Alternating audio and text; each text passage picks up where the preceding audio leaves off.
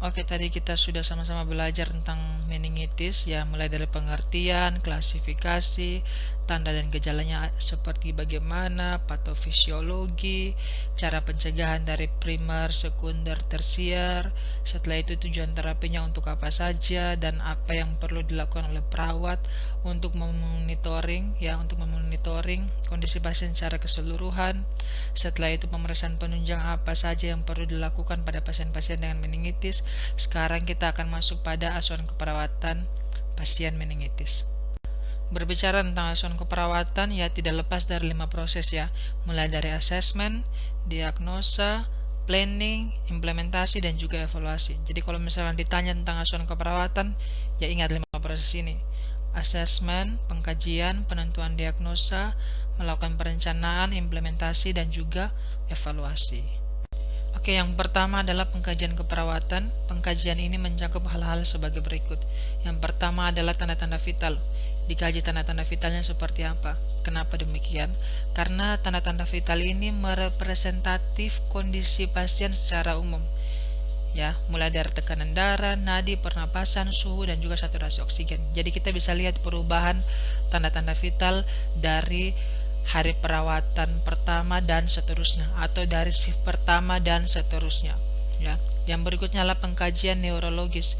Pengkajian neurologis ini mencakup pemeriksaan saraf kranial, yaitu dari CN1 sampai CN12, dari sensorik dan juga motorik. Lalu pengkajian Babinski dan Karnik-Sain juga bisa. Setelah itu masuk ke pengkajian pemeriksaan fisik. Dilakukan pemeriksaan fisik sesuai dengan kondisi klinis pasien. Berikutnya yaitu melakukan balance cairan. Melakukan balance cairan dengan menghitung intake dan output pasien. Selanjutnya pengkajian GCS. Kenapa perlu dilakukan pengkajian GCS? Karena kita tahu sendiri masalah-masalah yang berhubungan dengan mendingan ini bisa menyebabkan penurunan kesadaran ya. Jadi dikaji GCS-nya berapa dari kuantitatif dan kualitatif. AI-nya berapa, motoriknya berapa, verbalnya berapa. Selanjutnya adalah pengkajian nyeri kepala dan kaji ada tidaknya kaku kuduk. Pengkajian nyeri kepala ini sebenarnya ada banyak macam, mulai dari pengkajian OPQ, RST, UV, ada juga yang mulai dari PQRST dan seterusnya. Yang kalau memang yang benar-benar dari yang komprehensif, mulai dari OPQ, RST, dan U sampai understanding. Berikutnya adalah dikaji lagi masalah kesehatan, dikaji lagi riwayat kesehatan masa lalu. Jadi kita bisa menentukan kira-kira pasien ini kemungkinan meningitisnya karena apa. Dikaji juga riwayat penggunaan obat-obatan dan juga tanda-tanda peningkatan tekanan intrakranial seperti nyeri kepala, ada tidaknya penurunan kesadaran, ada tidaknya muntah proyektil, ada tidaknya papil edema. Ya. Nah, untuk diagnosa keperawatan ini tergantung dari hasil pengkajian yang kita lakukan. Jadi penentuan diagnosa keperawatan tergantung dari kondisi klinisnya pasien. Pada umumnya, diagnosa keperawatan atau masalah keperawatan yang muncul pada pasien dengan meningitis, yang pertama ada penurunan kapasitas adaptif intrakranial. Bisa juga pasien mengalami nyeri akut, hipertermia, hambatan mobilitas fisik, dan juga kecemasan. Jadinya penentuan masalah keperawatan ini bergantung pada kondisi klinisnya pasien dan data subjektif dan objektif yang ada. Jadi kita boleh ambil dari sumber Nanda boleh, SDKI juga boleh. Untuk implementasi keperawatan ya bertujuan untuk yang pertama mengembalikan ke fungsi neurologis yang lebih baik.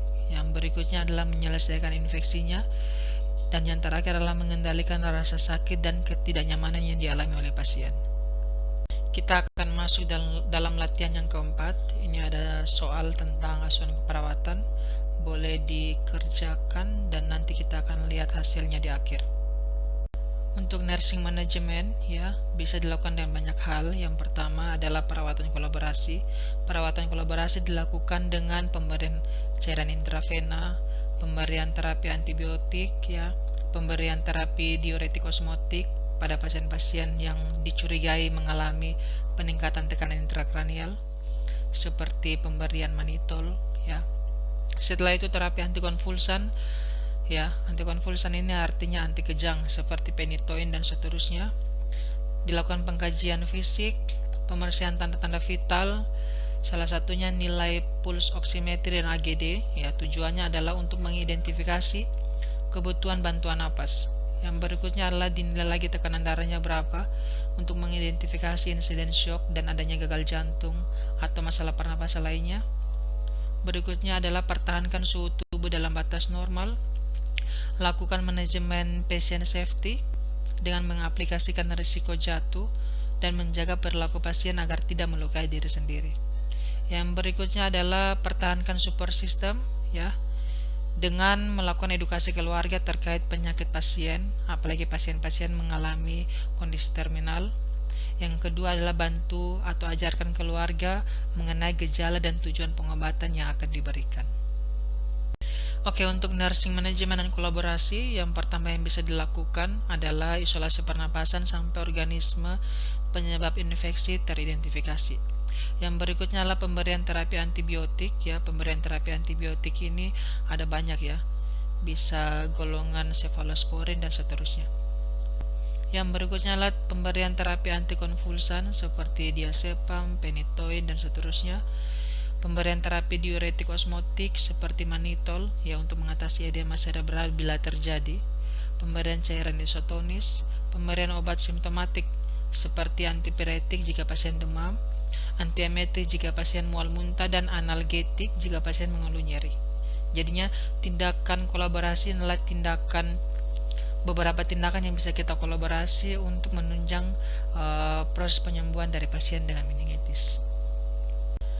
Hal-hal lain yang perlu dilakukan sebagai perawat dalam melakukan perawatan pada pasien meningitis, yang pertama adalah melindungi pasien dari trauma sekunder akibat aktivitas kejang dan penurunan kesadaran. Yang berikutnya adalah pemantauan berat badan harian dan elektrolit dan hasil urin output. Yang berikutnya adalah mencegah komplikasi yang akan terjadi, menerapkan tindakan pencegahan pengendalian infeksi. Bagian yang terakhir adalah evaluasi. Evaluasi ini adalah kita lakukan evaluasi tentang fungsi kognitif yang sesuai dengan kondisi pasien. Yang berikutnya dikaji lagi GCS-nya seperti apa dari AI, verbal, dan motorik. Yang berikutnya adalah mempertahankan suhu tubuh dalam batas normal. Dilihat lagi TTV secara keseluruhan dan melaporkan kepuasan dengan kontrol nyeri. Jadi ini yang bisa kita evaluasi dari kondisi pasien. Ini beberapa referensi yang dipakai, jadi harapan saya kalian bisa mengkaji lebih dalam lagi tentang penyakit ini dengan menggunakan referensi yang sudah ada dan yang sudah tertera juga di RPS. Dan hasil akhir dari penilaian video pembelajaran kali ini kita bisa lihat dari pertanyaan yang sudah saya berikan tadi. Saya berikan kunci jawabannya, nanti kalian boleh koreksi berapa benar, berapa salah, dan bisa dilihat klasifikasinya seperti apa, ya. Yang pertama, nomor 1 jawabannya B, nomor 2 jawabannya D, domba, nomor 3 jawabannya B, nomor 4 jawabannya elang, nomor 5 jawabannya B, nomor 6 jawabannya elang, ya. Jadi setelah tahu jawabannya bisa dilihat kalian benar berapa, salah berapa. Harapan saya semua yang mengikuti kelas ini jenius, ya, klasifikasinya jenius, benar semua, ya. Oke, video pembelajaran kali ini sudah selesai. Harapan saya bisa berguna bagi kita semua bagi pembelajaran ke depan, dan jika ada yang ingin tanyakan boleh disampaikan melalui email, ya, atau melalui model yang sudah tersedia, ya. Sampai berjumpa di pembelajaran selanjutnya.